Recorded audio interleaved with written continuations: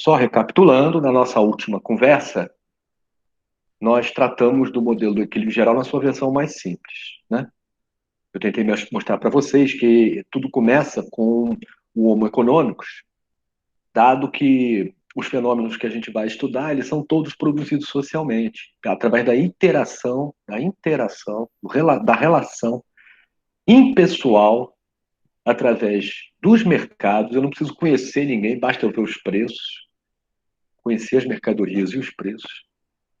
E numa relação impessoal, esses seres humanos, eles então promovem os processos de troca e constroem socialmente o mundo. Essa é a visão da economia de mercados, né? Que o mundo relevante, ele todo se encontra circunscrito na economia dos mercados. A gente aqui tratou também de como que o desemprego, né? Ele passa a ser percebido como algo voluntário pela corrente do equilíbrio geral, na medida em que se o salário é flexível, e cada dia mais ele o é, né, precário e flexível, é razoável que o mercado estabeleça o preço dele e sempre utilize ele no seu máximo fator, né? Diminua o salário mínimo até que todo mundo esteja empregado. Então, se ocorre o desemprego, a causa fundamental do desemprego é o indivíduo, sempre. E esse indivíduo, ele tem um comportamento que é assumido como individualista, né? Absolutamente egoísta, ele só pensa nele mesmo. Ele é um sujeito que maximiza, ele é insaciável, insaciável na dimensão do consumo, né? Para o neoliberalismo, toda forma de existência ela se resume no consumo e a satisfação, o bem-estar pessoal, ele se dá através do consumo de mercadorias. Então, quanto maior o nível do nosso consumo em relação às nossas preferências, maior o nosso bem-estar também. E dessa maneira a gente materializa o ser humano de uma forma que tem contribuído para mudar o mundo, né? Ao longo da modernidade. A gente conversou sobre isso também. Então esse Homo economicus, ele é insaciável, ele é absolutamente egoísta e ele é racional. A gente assume que ele seja racional. A crítica em economia não tem o menor problema de assumir o ser humano como racional. A gente acha mesmo que nos ambientes onde importa o, o destino, né, das massas de poder e riqueza, se a gente pode tratar assim, simbolicamente, nesses ambientes prevalece a racionalidade. É uma É o contrário, não há impessoalidade, é total pessoalidade e hierarquia. E dentro da hierarquia, pessoalidade. Então, esse ser humano, ele usa a racionalidade dele ao extremo. O espaço privilegiado para o uso dessa racionalidade é dentro das organizações, né? Porque ali se encontra, de fato, a hierarquia relevante que explica o mundo que está lá fora. Bom, mas isso tudo é uma visão de quem está fora do equilíbrio geral. Para o equilíbrio geral, nós já vamos ver que a firma é simplificada, né? O que importa a gente reter aqui é que o ser humano é tido como racional, absolutamente racional. E nessa racionalidade, ele estabelece objetivos alcançáveis, ele usa o comportamento dele como estratégia para alcançar esses objetivos que ele percebe como alcançáveis. Então, para perseguir. Como as estratégias dependem não apenas do que o indivíduo faz, mas como que os outros indivíduos também fazem, virão a fazer, é uma cruza de pôquer com xadrez. É uma incerteza que a gente não vai conseguir reduzir nunca, junto com a aplicação da máxima racionalidade. Eu quero ganhar. O jogo é incerto, mas eu quero ganhar.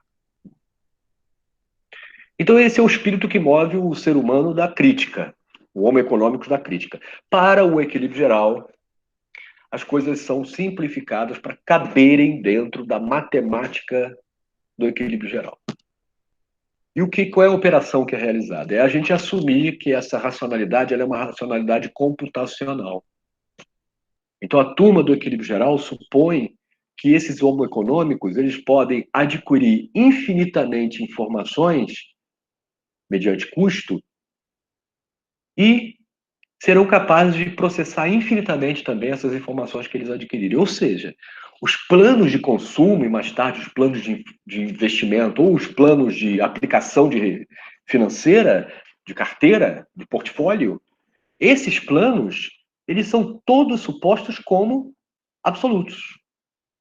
Quer dizer, as pessoas são capazes de calcular o máximo o que maximiza a melhor solução para uma dada situação de consumo, de produção ou de aplicação financeira.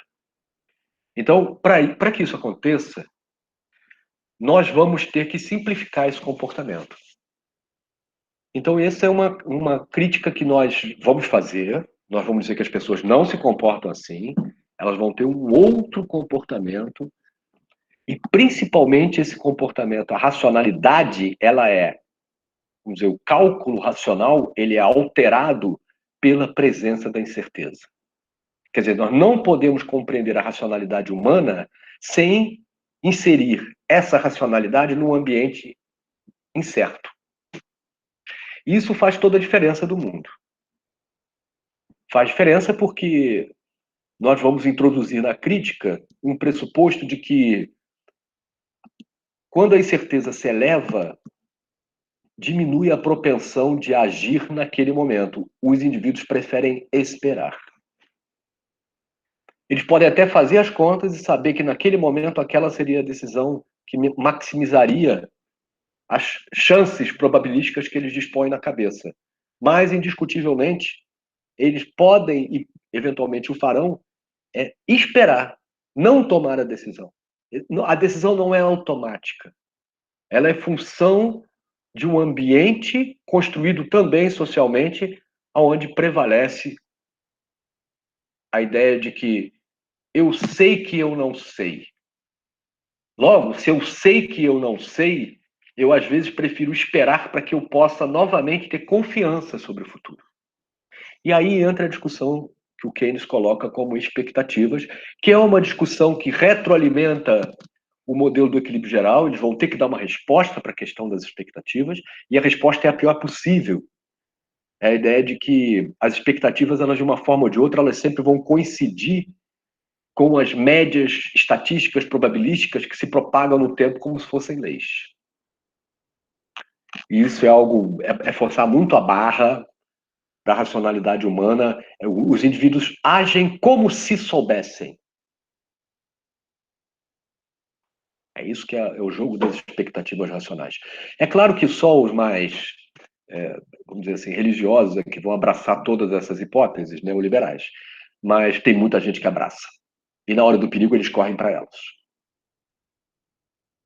Então, dentro do modelo do equilíbrio geral, o indivíduo econômico, ele é maximizador, egoísta, ele faz contas, mas essas contas são contas probabilísticas, estatísticas, de maneira que ele sempre responde automaticamente ao resultado que essas contas apontarem. Muito bem. Isso foi o que nós percebemos como o fundamento da microeconomia. É a gente olhar a primeira dimensão de agregação. Eu tenho um vídeo gravado com uma discussão sobre dimensão de agregação que eu vou passar para vocês. Tá? Eu faço questão que vocês vejam. Está lá na playlist da metodologia em ciências sociais, para que vocês entendam que a gente parte da economia do que é individual, do que é a árvore, e a gente pode progressivamente, através de uma trilha muito bem pensada, como que a gente caminha da árvore para a floresta. No modelo do equilíbrio geral, a floresta, nesse caso, é a macroeconomia mundial, para o modelo do equilíbrio geral. Então, não há dimensões de agregação, mesoeconomias, como a gente fala. Há uma narrativa que privilegia duas dimensões: a dimensão do indivíduo, que vai para a feira, que leva um excedente, que detém um orçamento e que vai procurar ali maximizar o seu plano de consumo mediante um processo de trocas. Através da barganha, da mão invisível, os preços justos são atingidos em mercados, e esses preços justos geram necessariamente o máximo de bem-estar social. É isso que é o modelo do equilíbrio geral na sua versão mais pura. Foi isso que a gente discutiu aqui, né? Agora a gente vai passar para uma segunda versão do modelo. É a versão de trocas puras com produção. Então, é de trocas com produção.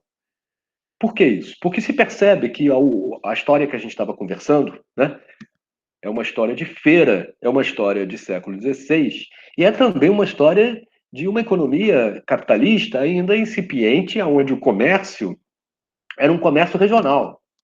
As grandes navegações nem tinham se estabelecido ainda direito. E, portanto, o cenário onde nós estamos formulando essa nossa trama, ela é a Praça de Florença.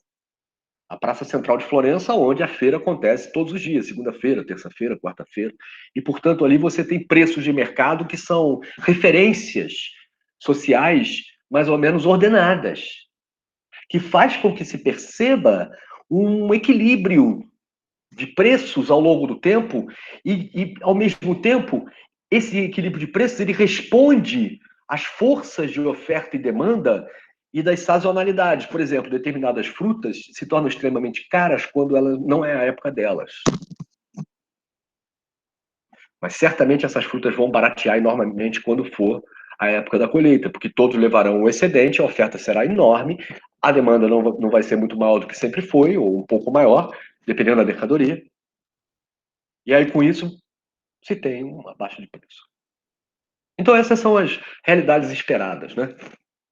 É a gente tentar reconstruir a realidade histórica, olhando para trás, pegando só o feixe de preços das mercadorias. Por exemplo, se eu quiser compreender como historiador econômico como foi a vida dos habitantes da Baviera no final do século XVII, no último quartel do século XVII, eu poderia olhar o preço das coisas lá. O preço do pão, o preço da batata, o preço do vinho, o preço do azeite, né? O preço da beterraba. E aí, com isso, eu poderia saber, se estivessem extraordinariamente elevados esses preços, que havia uma carestia, havia uma fome, havia. Você consegue reconstruir como se fosse um videogame, emular a realidade a partir do feixe de preço. Esse é o projeto do equilíbrio geral. É a gente conseguir reconstruir a realidade que nos cerca, tendo apenas como informação, como DNA, o feixe de preço das mercadorias ao longo do tempo. Então, com isso, a gente consegue entender a oferta, a demanda, a gente consegue entender a organização da produção, a gente consegue entender as mudanças do comportamento do consumidor, e por aí vai. Só que esse paradigma da vila é um paradigma que é um primeiro passo científico, mas ele não é o ponto final da agenda, né, de pesquisa. E na sequência já é feito o aprimoramento, aonde nós vamos colocar firmas, organizações, convivendo com famílias. O que são firmas? Firmas são coletivos de pessoas trabalhando segundo o neoliberalismo, trabalhando o modelo do equilíbrio geral segundo o objetivo único de maximização de lucros. Então, todos que trabalham na empresa maximizam o lucro da empresa. Aí alguém levantou a mão lá nos anos 80, nos anos 70 e falou assim, olha só, não necessariamente. Uma firma pode ser uma coleção de múltiplos indivíduos, múltiplos objetivos. Como é que você garante o alinhamento de todos os objetivos individuais de quem trabalha lá dentro em torno do objetivo de maximização de lucros, que interessa a rigor quem é dono? Como é que você faz isso? E a resposta do equilíbrio geral, da agenda de pesquisa do equilíbrio geral, é uma resposta em linha com o planejamento nas organizações. Então, através da construção de um sistema de planejamento, onde eu estabeleço meta para cada um dos funcionários ao longo do ano, e eu associo a essas metas incentivos, quer dizer, remunerações crescentes na medida em que esses funcionários atendam aquilo que foi combinado, eu consigo alinhar mais os objetivos individuais em relação aos objetivos de maximização de lucro. Então, essa é a resposta que é dada. Se reconhece que as organizações são coletivos de indivíduos, mas se assume que a resultante é a maximização de lucros e isso que importa. Essa é uma visão que desagrada a crítica, né? Por que isso? Porque há um paradoxo na discussão da agregação que eu, como engenheiro, nunca consegui resolver. E também nunca encontrei um economista do equilíbrio geral que me desse uma resposta satisfatória. Que é a ideia de que se a gente tem um mundo onde a gente tem famílias consumidoras coexistindo, e surgem ao lado dessas famílias consumidoras firmas, e essas firmas são tratadas como unidade da mesma maneira que as famílias, como é que a gente pode assistir à coexistência de duas dimensões de agregação? Uma é o coletivo de pessoas, a outra são as pessoas, dentro de um mesmo processo. Há um equívoco aí. Um equívoco que conspira contra a própria ideia de alinhamento de objetivos. Eu não vou entrar nesse mérito aqui agora, só quero deixar isso registrado. Tá? Essa é uma discussão que não é bem resolvida dentro da economia. Mesmo a discussão de agregação em economia é muito mal endereçada. O Keynes enfrenta isso quando vai fazer uma discussão de atividade econômica, né? A gente vai ver lá na frente, mas evitando duplicidades e tudo mais, mas é uma discussão muito mal conduzida dentro da ciência econômica. O outro problema que nós vamos ter com essa perspectiva da firma neoclássica, da agenda do equilíbrio geral, é a maneira como eles tratam ela matematicamente. Por quê? Porque vocês vão perceber, na leitura dos capítulos de microeconomia referente à teoria do consumidor, vocês vão perceber que o consumidor ele é descrito através de uma curva de preferências. Para cada mercadoria que existe no mundo, existe dentro de nós uma curva que relaciona a quantidade que eu vier a consumir daquela mercadoria com o bem-estar que eu vou ter. É isso que permite a diferença de preferências entre mercadorias e entre indivíduos, que permite que a economia seja tão diversificada e ela conte com, mesmo assim, ela possa chegar à mesma noção de equilíbrio. Então, quanto mais mercadorias existir, isso não conspira contra o equilíbrio. Pelo contrário, ela até reforça, em certo sentido, o equilíbrio. Pois muito bem. Só que quando a gente olha uma curva de utilidade para o comportamento do consumidor, a gente concorda com o que tem ali, né?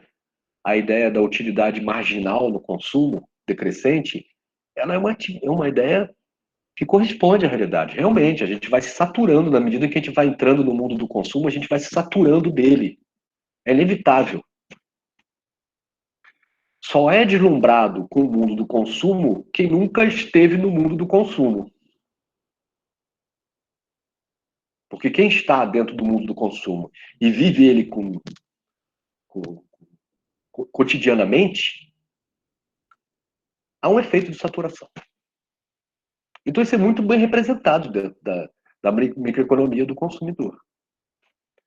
O equívoco é quando você vai levar essa curva, que é uma curva côncava, tendendo ao infinito, quando você vai levar isso para a firma, ele vai dizer que este é o comportamento da firma em relação ao lucro. Quer dizer, na abscissa, as quantidades produzidas, em vez de ser quantidades consumidas, e na ordenada, ao invés de ser a utilidade ou a medida do bem-estar dos indivíduos, nós vamos encontrar o lucro. O lucro. Então, procura-se maximizar o lucro, sabendo-se que a firma pode produzir, em princípio, qualquer coisa. O capitalista ele pode produzir qualquer coisa. Ele tem à sua disposição a tecnologia e ele pode escolher a mercadoria que ele quer produzir. Então, os planos de produção de uma firma, se eu vou produzir sandália havaiana vermelha, amarela, com cobertura, sem cobertura, alta, baixa, quer dizer, isso tudo pode ser ajeitado. E aí, com isso, eu planejo a minha produção de maneira a maximizar o meu lucro. Essa é a ideia por detrás da racionalidade das firmas. A ideia de que elas serão capazes de obter as informações disponíveis publicamente ou pagar por elas e processá-las computacionalmente na direção de maximizar os seus planos de lucro. Aí alguém vai levantar o dedo e vai falar, professor, se você não acreditava, ou se a crítica não deposita muita confiança na ideia da racionalidade computacional, mas no campo, na dimensão das firmas, talvez isso se aplique melhor, porque a gente tem mais recursos, a gente tem mais pessoas, a gente tem, de fato, recursos organizados. Eu tenho que concordar que, naturalmente, a racionalidade das firmas é mais computacional do que a racionalidade dos indivíduos dentro do modelo do equilíbrio geral, como do ponto de vista de se aproximar da realidade. Né? Ela se aproxima mais da realidade. Acho que a gente pode até dizer isso. O que a gente não pode dizer é que há uma ideia por detrás disso que eu quero conversar com vocês. Ao se supor a curva de maximização de lucros em função da quantidade produzida. Como uma curva côncava, o que nós estamos supondo é que existe uma propensão marginal decrescente ao lucro. E essa propensão marginal decrescente ao lucro, ela diminui na medida em que aumenta a produção. E aí a gente vai ter um problema sério, porque nós estamos dizendo aqui, em outras palavras, bem simples, é que quanto maior uma firma, mais ineficiente ela se torna. E que as firmas menorzinhas, num ambiente competitivo, vão levar vantagem, inevitavelmente, em relação às grandes. E aí se casa uma ideia muito interessante de ciclo de vida dos produtos, né? De ciclo de vida. Quando você tenta enxergar esse ecossistema das firmas como parte de ciclos, o que a gente vai perceber é que o small is beautiful. Que as pequenas firmas de base tecnológica, as fintechs, as unicórnios, as pequenas empresas de base tecnológica, as empresas dentro das incubadoras, o Silicon Valley, tudo isso seriam exemplos que fariam com que a gente acreditasse que as grandes empresas elas estão fadadas ao fracasso, fadadas a serem substituídas pelas pequenas. E isso nós, da crítica, não podemos aceitar. Não podemos aceitar porque não coincide com a realidade. É muito bem ver, vocês vão ter muita razão em alguns setores, se a gente olhar para alguns setores, mas para a economia como um todo, isso não é verdade. E eu quero dizer aqui para vocês, particularmente, dois setores, ou três setores, importantíssimos, muito mais, onde isso não se aplica. O primeiro deles é o setor de terra, os latifúndios, né? Não dá para a gente dizer que um latifúndio gigantesco ele vai ser improdutivo. Não. Os grandes latifúndios hoje eles são grandes unidades de produção com aplicação de tecnologia intensiva, drones, genética. Estão longe de serem grandes extensões de terra produtivas. Pelo contrário, eles conseguem mobilizar mais recursos, mais tecnologia, mais produtividade do que o pequeno que tenta fazer a mesma coisa. Vocês imaginam que a produção de soja no Brasil seja feita por produção familiar? Claro que não. Mesmo a de fruta, gente. Milho e muitos outros. Laranja e muitos outros gêneros. É briga de cachorro grande. Quando a gente olha para a química, para a petroquímica, uma firma já nasce grande. Ela não pode nascer pequena. Você não tem uma petroquímica de fundo de quintal.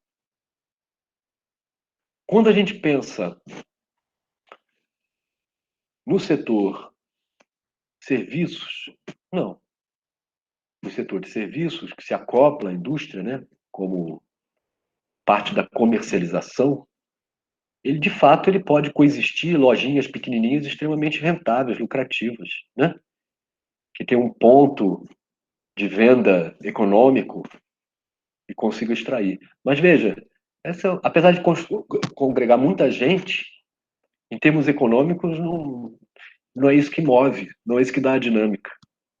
Por outro lado, quando nós pegamos os serviços financeiros, nós vamos observar elevada hierarquização. Os maiores, os maiores bancos são muito mais rentáveis do que os pequenininhos, que conseguem mobilizar muito mais recursos, têm muito mais acesso a crédito internacional barato. As empresas grandes elas conseguem negociar com seus fornecedores e, portanto, ter poder de barganha, poder de mercado. Bom, chega de exemplo.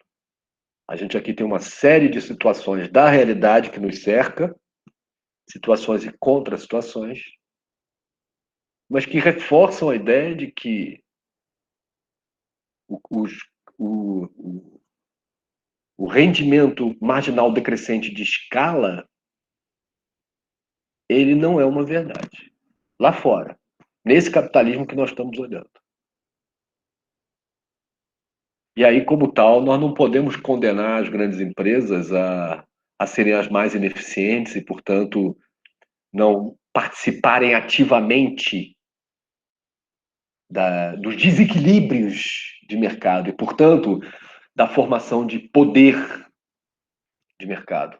Poder de influir sobre preços, poder de influir sobre os canais de distribuição, o acesso que os consumidores vão ter aos produtos, poder de influir na propaganda. Se a gente não dissesse as empresas grandes elas têm que lutar para sobreviver contra as pequenas, a conclusão óbvia é que o mundo é um mundo das megacorporações. Então é claro que as políticas neoliberais sempre vão abrir espaço para os pequenininhos. Sempre vão. Mas eu quero lembrar para vocês que nos bastidores, aonde nos importa, que é onde o poder dá a mão para a riqueza, onde os banqueiros participam das formulações de governo, onde as grandes indústrias dão chega na Petrobras, na destruição da Petrobras e por aí vai. Nesse mundo, que é o mundo dos grandes, é onde nós vamos encontrar os processos de construção social da realidade que mais importam. Os jogos organizacionais, cujos resultantes constroem as envoltórias da história em que nós e nossos descendentes vão viver. Então não dá para a gente supor retornos decrescentes de escala. Não dá. Os retornos são crescentes. Quanto maior a empresa é, maior a capacidade dela de continuar se tornando maior, de crescer mais ainda, de assumir um espaço econômico maior.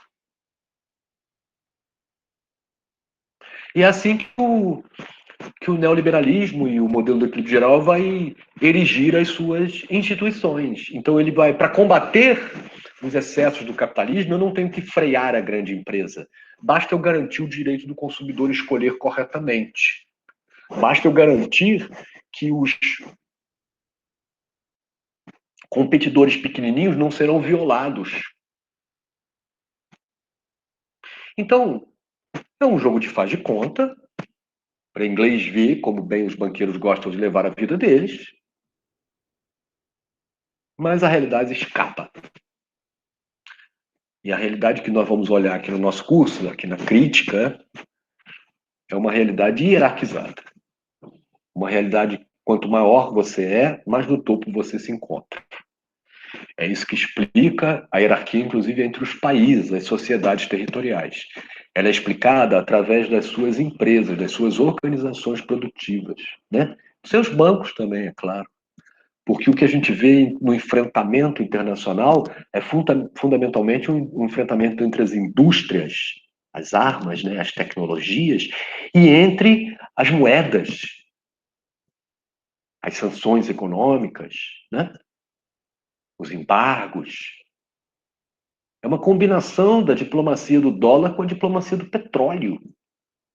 É a indústria e a banca. Não são os pequenininhos. Numa república democrática, num ambiente participativo que influem nos destinos da humanidade. São as grandes empresas, reunidas em governos, reunidas em arranjos regionais, se enfrentando internacionalmente. E não é apenas através dos mercados. A dimensão do poder é muito importante. A dimensão do poder está dada pela hierarquia. Então, quando a gente olha a economia de mercados, ela de um lado é a liberdade, a igualdade, a fraternidade, a democracia, os direitos humanos, de um lado. Quando a gente vira essa moeda, o que nós vamos ver do outro lado é hierarquia, é poder, é riqueza, é subordinação, é pilhagem, é, se possível, se possível, escravidão. Então, a história da humanidade ela pode ser descrita de duas maneiras, ou do ponto de vista, vamos dizer, aristocrático, ou do ponto de aristocrático barra burguês, e do outro ponto de vista, do ponto de vista dos pobres do mundo. Todos vão contar uma história parecida de grandes interesses organizados, impedindo ou prejudicando a vida dos mais pobres. Então,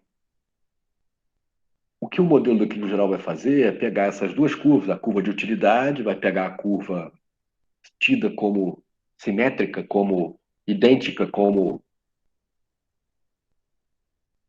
similar, e vai dizer que aquilo ali é a curva de produção das firmas.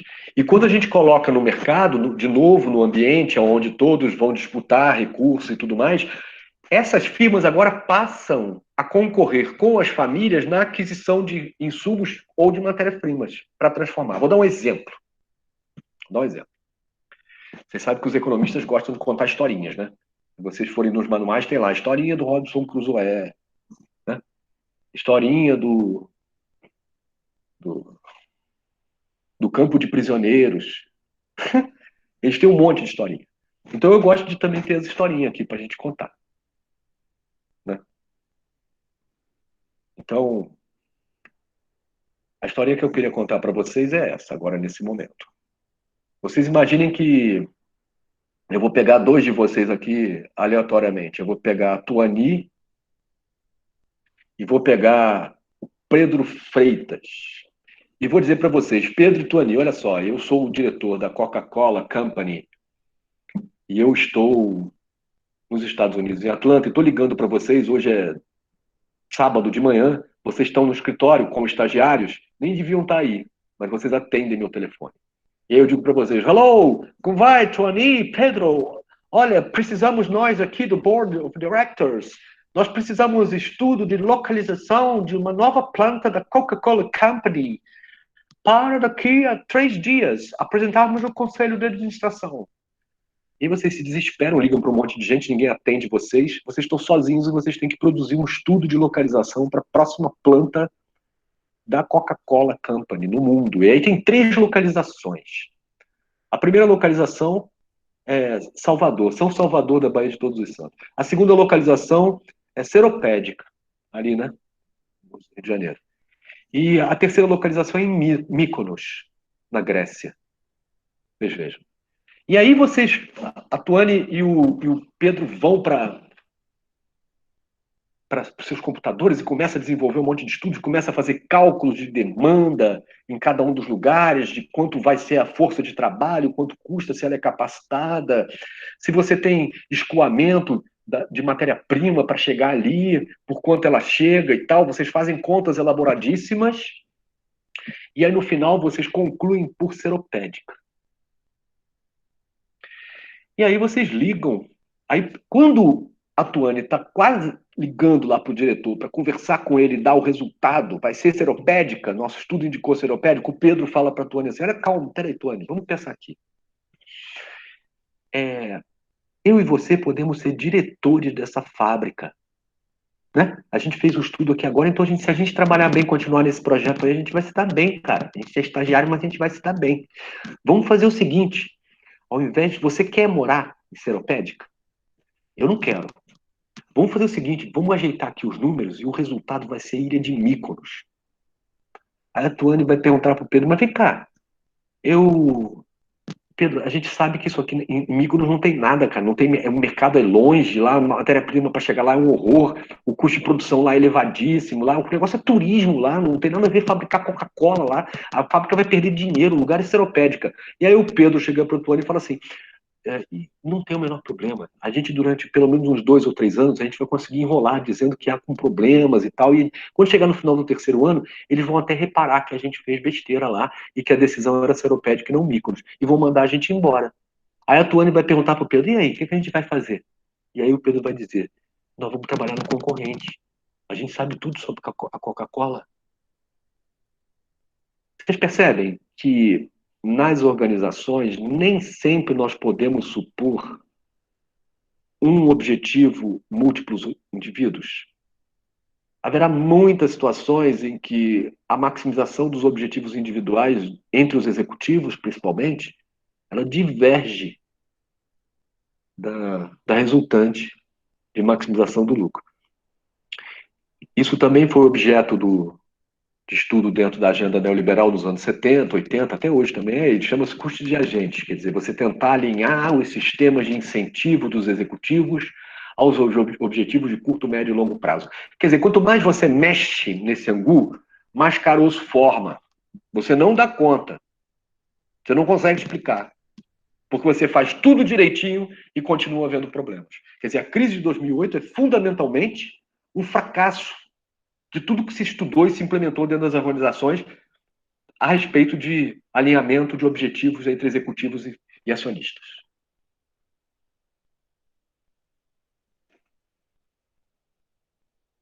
Então, a teoria da produção para o modelo geral é muito precária. Ela é toda ajeitada, fica claro quando a gente dá 2 passos para trás, fica absolutamente claro que a agenda de pesquisa matemática em economia, ela forçou a barra para manter a ideia do equilíbrio. E por que isso?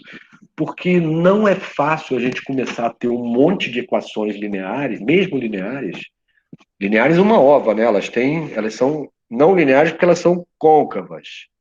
Mas ainda assim, porque são côncavas e não convexas, elas são comportadas. Mas ainda assim, é difícil a gente ter métodos computacionais que nos ajudem a resolver esses sistemas de equações e que sejam métodos estáveis. Ou seja, que venham a ter como consequência uma solução para o sistema de equações. E não 2, 3, 4 ou nenhuma. Então, até hoje, a agenda do equilíbrio geral não conseguiu mostrar para a comunidade um método de iteração, de cálculo numérico, que que garantisse a convergência do sistema de equações. Não conseguiu. Eu vou contar uma segunda historinha para vocês. Essa história ela já poderia ser realidade. De fato, foi em muitos lugares. Eu escrevi um artigo com um colega lá do banco, o Marcos Vital, onde a gente faz alguns exercícios de impactos de grandes projetos em diferentes ambientes. E um dos exercícios, se eu não me engano, é um exercício que a gente fez de uma fábrica de leite, de laticínios. Então, imagine-se que no interior de Minas Gerais, uma fábrica de laticínios resolve se estabelecer numa comunidade que tenha muita produção de leite. Então, dentro do paradigma do equilíbrio geral, as pessoas levavam leite e outros produtos para a vila, trocavam ali, o preço do leite era bem barato, e as pessoas se serviam daquelas coisas que eram produzidas ali no entorno. Quando chega a fábrica de laticínios, ela vai dar oportunidade para as pessoas ali do lugar adquirirem um conjunto muito maior de mercadorias. Quer dizer, em termos de plano de consumo de bem-estar, você eleva o teu nível de bem-estar, porque agora você vai ter novas curvas de utilidade, novas possibilidades de se satisfazer no consumo. Então, em princípio, a fábrica de laticínios ela é um enorme desenvolvimento para o lugarejo, porque ela vai permitir que agora as pessoas consumam o estado da arte da tecnologia alimentar para o leite. Então, é iogurte com um pedaço de frutas, etc., mel, orgânico, papapá. Mas vamos olhar com calma o que acontece aqui. Em primeiro lugar, para onde vocês acham que vai o preço do leite um dia depois da fábrica estar aberta? Claramente o preço do leite vai aumentar, porque agora, além das famílias que tradicionalmente bebiam leite de manhã, nós agora vamos ter a fábrica de laticínios comprando leite daquela localidade. Então, o leite, que era o insumo básico da alimentação daquela comunidade, vai ter um aumento extraordinário. Naturalmente que as famílias mais abastadas não vão se preocupar muito com isso, porque agora, na mesa do café da manhã, sai o leite, mas entra todas as outras coisas, o requeijão, a manteiga fina, o iogurte, etc, etc, etc.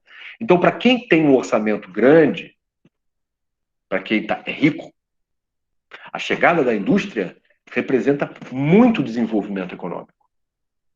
Mas para quem é pobre, aumenta o subdesenvolvimento, aumenta a distância entre o pobre e o rico.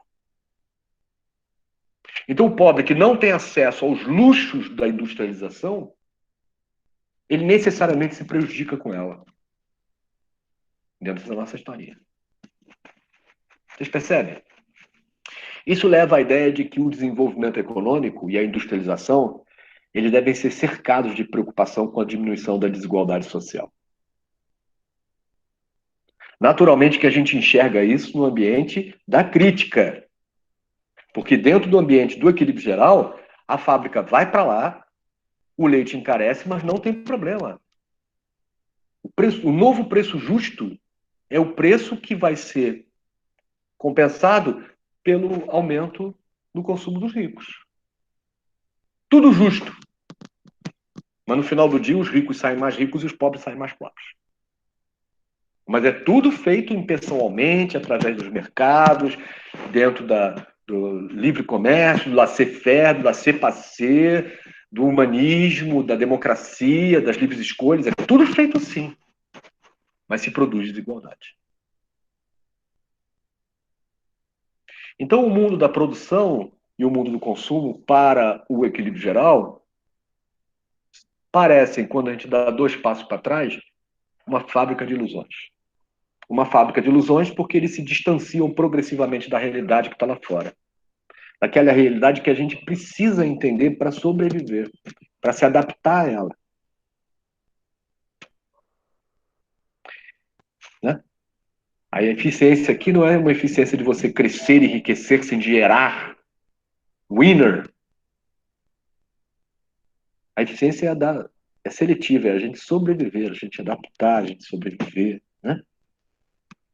Existem múltiplos objetivos. Nós aqui no nosso curso, nós defendemos que as organizações elas têm resultantes. Agora, não necessariamente alinhadas com a maximização de lucro. Elas se distanciam enormemente, por vezes enormemente. Isso faz com que o capitalismo que está lá fora carregue grandes doses de ineficiência. Que o capitalismo privado, que o capital privado, que é tido como eficiente, que é tido como maximizador de lucros, onde não ocorre a corrupção, esse capital privado, que é um capital privado inovador, pois bem, esse mesmo capital privado, na nossa perspectiva, carrega grandes doses de ineficiência. E essas grandes doses de ineficiência são proporcionais à acomodação das elites nas hierarquias ao longo das gerações. É isso que eu tenho para dizer. Bom, finalmente, nós vamos tratar aqui da terceira dimensão, a terceira versão do modelo do equilíbrio geral, que é uma versão que congrega não apenas o mundo do consumo, das famílias, dos consumidores, das trocas, etc., o mundo da produção, da indústria, etc., mas agora também o mercado de capitais. E como que o mercado de capitais entra no modelo do equilíbrio geral? Ele entra com uma entidade, um mercado especial. É um mercado onde se transaciona a moeda do crédito. Esse mercado, que é preenchido pelas instituições financeiras, ele é organizado na forma de mercado de capitais. Então, o que é o mercado de capitais? Ele é o coletivo de um monte de mercados onde se transacionam moeda ou títulos financeiros que são quase moeda e crédito. Moeda, quase moeda e crédito. Existem conceitos de moeda que a gente pode ir incorporando coisas menos líquidas, mas eu aqui vou ficar com isso. Vou ficar com o que a gente pode conceber como absolutamente líquido, que é a moeda, a definição da liquidez, as quase moedas, os títulos financeiros que a gente vai supor aqui como conversíveis imediatamente em moeda, e o crédito também suposto como conversível em moeda imediatamente. Então, moeda e crédito, eles são dinheiro no tempo, vocês percebem? Se eu tiver acesso a crédito, mas não tiver um tostão no meu bolso, não importa. É como se eu tivesse tostão no meu bolso, porque na minha conta eu tenho um cheque especial. Então eu posso gastar, posso fazer o que eu quiser. É como se eu tivesse dinheiro, porque eu tenho crédito. E quando eu tenho dinheiro, eu também tenho crédito, porque eu consigo mostrar liquidez. De vez em quando, eu saldo as minhas dívidas, é a parcela, são os juros. Então eu mostro para o banqueiro, para a instituição financeira, que eu continuo cumprindo o contrato.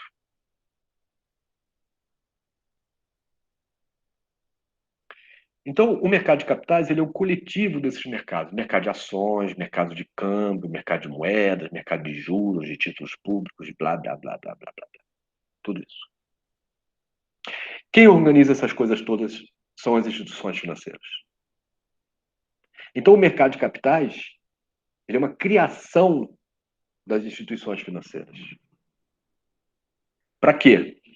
Para que elas possam transformar dinheiro hoje em dinheiro amanhã e para que elas possam, vamos dizer, disponibilizar um leque razoavelmente grande de produtos para acesso financeiro por diferentes entes econômicos, desde as empresas até as famílias, para diferentes finalidades, desde trocar um carro até pagar um supermercado. Ao fazerem isso, elas permitem o próprio capitalismo. Porque eu não sei se vocês já perceberam, quer dizer, imagine aqui uma situação complexa onde a gente tem uma cadeia produtiva. Quer dizer, o minério de ferro da Vale do Rio Doce, ela vende para a Siderúrgica Nacional, a CSN. Quando ela vende para a Siderúrgica Nacional, ela entrega o minério, mas a CSN só paga ela 60 dias depois. Então eu preciso de um banco saldando para a Vale esse dinheiro hoje, porque ela pode precisar desse dinheiro hoje para extrair mais minério de ferro. Senão, quanto mais minério de ferro ela entregar na mão da Siderúrgica Nacional, mais ela vai estar precisando dever no banco. Então, ela precisa do banqueiro para adiantar os recursos para ela. Então, ao longo de toda a indústria, o descasamento entre prazos faz com que os bancos tenham que participar na contramão da transformação material. Quer dizer, minério de ferro, aço, automóvel, né? Então, na medida que aquilo vai andando nas cadeias produtivas, nos processos de transformação, na contramão daquilo ali surge o crédito e a moeda. Então, o capitalismo ele é uma unidade que reúne moeda, crédito e produção. Um não anda sem o outro no mundo capitalista com produção e finanças, tal como que está lá fora. Como é concebido o mercado de capitais? Ele é concebido como um ente passivo. Então, a oferta de dinheiro, quem dá é o Banco Central do Brasil. Ele que diz quanto de moeda vai ter em circulação. E automaticamente o quanto de crédito. E a demanda por moeda é das famílias, das firmas e tudo mais no processo de troca. Então, todo o processo de troca precisa de moeda, porque ele facilita o processo de troca. A moeda também é um ente passivo para o modelo do equilíbrio geral. Ela não atua, ela não interfere sobre os processos de troca. Ela apenas facilita. Assim como os mercados de capitais, eles não interferem sobre os processos de troca. Eles apenas facilitam. Os banqueiros, eles são incapazes de acumular recursos extraordinariamente com base em informações privilegiadas. Isso é uma coisa que não passa pela cabeça do modelo do equilíbrio geral, das premissas do modelo do equilíbrio geral. Não é possível que isso aconteça. Os banqueiros sempre são tratados como em concorrência perfeita, disponibilizando todas as informações, não interferem sobre os preços, não manipulam preços em mercado de capitais, em bolsas e nada disso. Nada disso. Alguém vai levantar o dedo, mas professor, se eles inventaram aquele mercado, como é que eles não vão saber também o jeito de ganhar mais dinheiro naquilo? Você já viu cassino? Quem ganha no cassino, professor? É um cassino financeiro. É um cassino financeiro. E como tal, não adianta o modelo do equilíbrio geral dizer que aquilo ali funciona como um mercado perfeito, de concorrência perfeita, com informações simétricas, com entes passivos, com moeda passiva. Não adianta isso, porque a realidade insiste em mostrar para a gente que os banqueiros participam extraordinariamente do processo de construção de preços. Mas como, professor, eles interferem em preços de todas as mercadorias? Sim, eles interferem sobre os juros. Nesse momento, lá fora, hoje, estão em campanha para aumentar os juros. Que, aliás, foi uma boa coisa que o Guedes fez, porque diminui os encargos da nossa dívida, que é gigantesca nessa altura do campeonato, mas pelo menos os encargos poderiam ser muito mais altos, como serão, aliás. Como serão. Em breve. O Brasil vai piorar enormemente a sua situação econômica porque vão aumentar os juros. É só esperar. Os bancos estão em campanha. Essa coisa de Banco Central independente é uma tolice. Eu gostaria que o Banco Central fosse independente dos banqueiros. E não do meu governo que eu elegi, eu, os pobres, todos os brasileiros. O que é isso? Banco Central independente me parece independente do Brasil, para o qual ele tem que servir. Vai servir a quem? Se ele é independente do Brasil.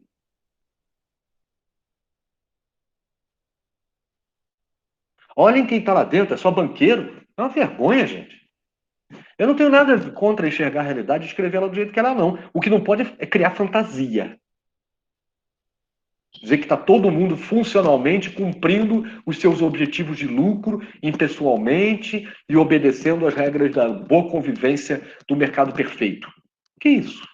Essa fantasia de perfeição não cabe mais. Ela revolta as pessoas que estão em contato com uma realidade mais dura, principalmente. É isso? Então, o mercado de capitais ele é uma entidade, dentro do modelo do equilíbrio geral, especial. Especial porque ele vai ser o receptáculo de toda a poupança. E aí, o que é a poupança para o equilíbrio geral? A poupança é o sacrifício no consumo. Quer dizer, eu, como consumidor, eu, e apenas eu, dentro da economia, sou capaz de gerar poupança. Bom, além do governo, é claro.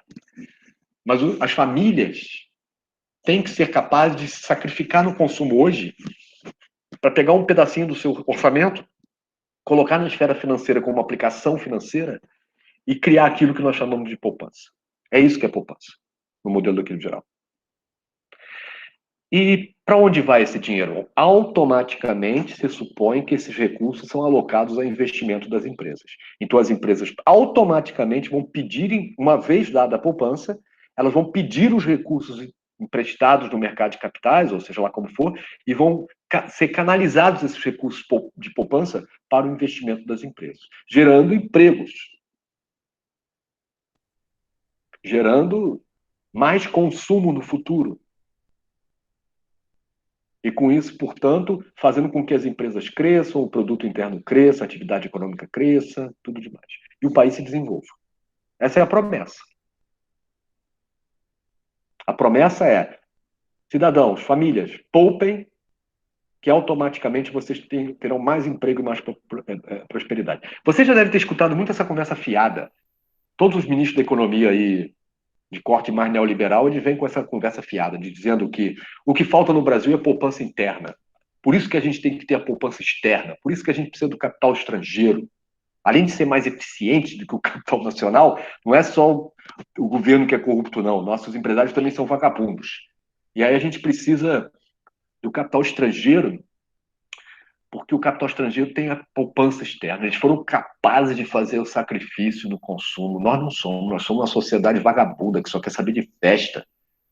O índio é preguiçoso, o branco é não sei o quê. Não tem isso aí, um vice-presidente andou falando uma frase dessa aí outro dia, lamentável dessa, que coloca todo o complexo de vira-lata para fora de uma forma horrorosa, intolerável. O que é isso? Os outros são tão ruins ou tão bons quanto nós. De novo, carregam grandes cargas de ineficiência. Isso é da natureza do capitalismo, gente. Então, eu estou querendo dizer aqui é que essa fantasia é uma fantasia que deve prevalecer para que continue justificando a concentração de poder e riqueza dessa gente. É claro que contra nós não temos a menor chance.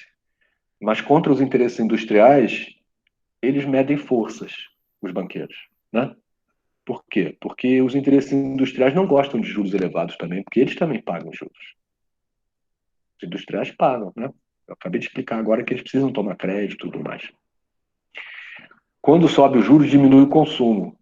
Diminui o consumo, na prática, você tem a diminuição do faturamento das empresas. Elas também não gostam. A Ford fechou aí agora porque ela percebeu que nós não vamos comprar carro tão cedo. E ela foi embora. Então eles não gostam quando a coisa vai mal. Eles querem que as coisas vão bem. Mas, para os banqueiros, o que importa é manter a fantasia.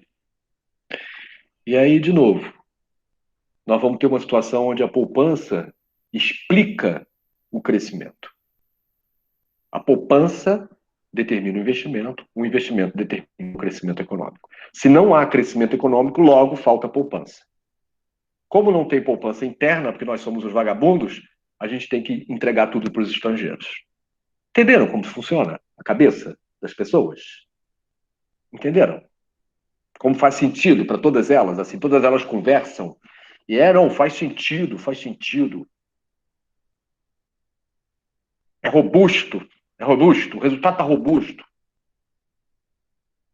Eu ouço esses meninos novos aí, com a alma, o coração e a mente vendidos, e aderindo a uma fantasia que eu tenho dúvidas se eles têm consciência de que são alienados, né? Eu tenho dúvidas às vezes. Os mais espertos sabem, são apenas cínicos. Mas há uma legião de fanáticos religiosos, de meninos aí hoje que professam essa religião do liberalismo aí, reforçando as fantasias. E nós vamos ter consequências, né? Eu vou gravar um vídeo para vocês agora, que vai ser a aula de amanhã. Eu vou começar por ela, por esse assunto, que é o assunto de macroeconomia do equilíbrio geral. E é aí que nós vamos perceber as manchetes de jornal, a Miriam Leitão, o Merval Pereira, e o Sardenberg, e os outros comentaristas econômicos espalhados pelo jornalismo brasileiro. Nós vamos entender como é que eles pensam e como eles falam. Vocês vão fazer isso. Porque vai ficar absolutamente claro pela macroeconomia do equilíbrio geral que eles se inspiram numa teoria científica de base matemática.